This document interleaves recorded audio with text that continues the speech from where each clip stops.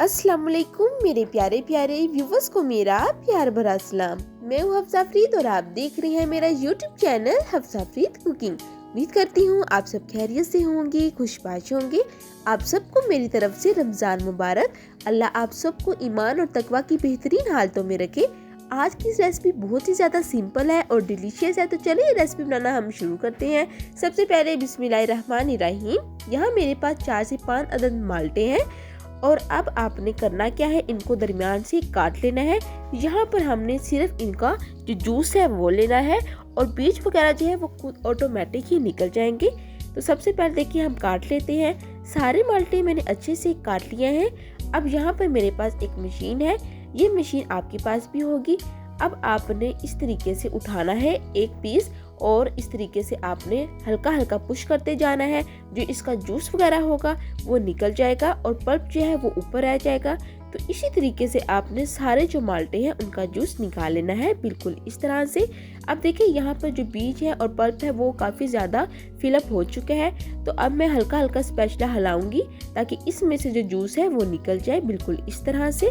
तो बहुत ही सिंपल सी, बहुत ही डिलीशियस रेसिपी है, बहुत ही लाइट वेट है। तो रमज़ान की पहली इफ्तारी में आप ये ज़रूर बनाइएगा।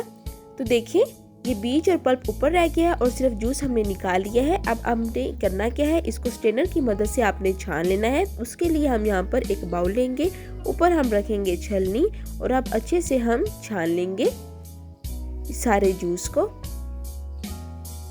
साथ ही इस पॉइंट पर अगर आपने अभी तक मेरी रेसिपी को लाइक नहीं किया तो जल्दी से मेरी रेसिपी को लाइक कर दें। मेरे चैनल हफ्सा फरीद कुकिंग को सब्सक्राइब कर लें, आपका बेहद शुक्रिया। तो देखिए ये जो पल्प है ना, अब इसको भी स्पैचुले की मदद से हमें इनका जूस निकाल लेना है। अभी देखिए मैंने स्ट्रेनर की मदद से छान लिया है। यहाँ पे अब हम मेजरमेंट कर लेते हैं। तो यहाँ पर मेरे पास छोटा कप है, तो ये हम मेजरमेंट कर लेते हैं कि हमारे पास जो जूस है वो कितना बना है। तो तकरीबन 3 कप जूस है मेरे पास, ये हम बाउल में शामिल कर देंगे। अब आपने बहुत ही ध्यान से प्रोसीजर जो है वो देखना है कि ये रेसिपी किस तरीके से बनानी है। तो 3 कप जूस जो है वो हम शामिल करेंगे बाउल में। अब साथ ही हम शामिल करेंगे हाफ कप के करीब पानी। पानी ज़्यादा शामिल ना कीजिएगा, हाफ कप पानी शामिल कीजिएगा।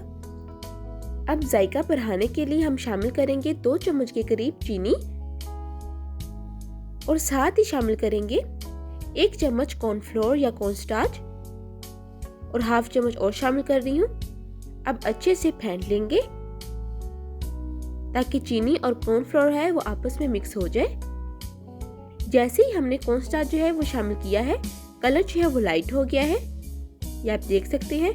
तो अच्छे से मिक्सिंग कर ली है। अब दूसरी तरफ एक प्लेट लेंगे और इस प्लेट को आपने ग्रीस कर लेना है।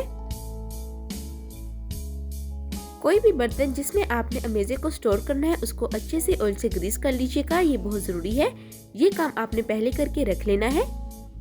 इसका क्या फ़ायदा है ये मैं आपको आगे चलकर बताऊंगी। अब दूसरी तरफ हम पैन लेंगे, पैन को भी मैंने हल्का सा ऑयल से ग्रीस कर लिया है।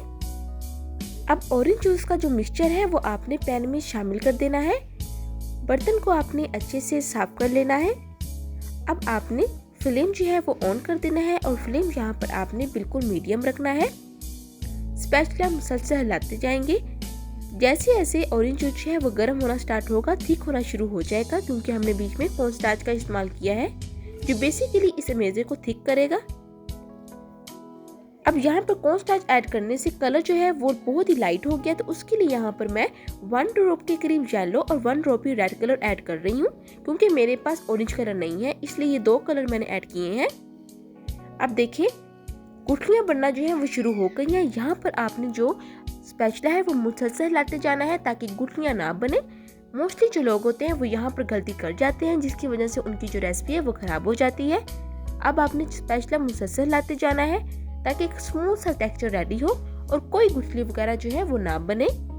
तो देखिए माशाल्लाह से अमेज़ा जो है वो थिक होना शुरू हो गया है। इस पॉइंट पर एक प्यारा सा कमेंट कर दें और मेरे चैनल हफ्सा फरीद कुकिंग को सब्सक्राइब कर दें, आपका बेहद शुक्रिया। अब यहाँ पर शाइनिंग देने के लिए मैं 2 चम्मच के करीब शामिल कर रही हूँ घी और अच्छे से मिक्स कर लेंगे। देखें जैसे ही हमने घी शामिल किया है तो बहुत ही मज़े की शाइनिंग आने लग गई है। ये रेसिपी बहुत ही लाइट वेट है। आप ये रेसिपी ज़रूर बनाइएगा और कमेंट बॉक्स में अपना फीडबैक मुझे लाजमी दीजिएगा कि आपको ये रेसिपी कैसी लगी। तो 3 से 4 मिनट पकाई के बाद अब हम शामिल कर देंगे प्लेट में। तो अमेज़ा जो है वो गरम गरम ही होना चाहिए, ठंडा ना हो।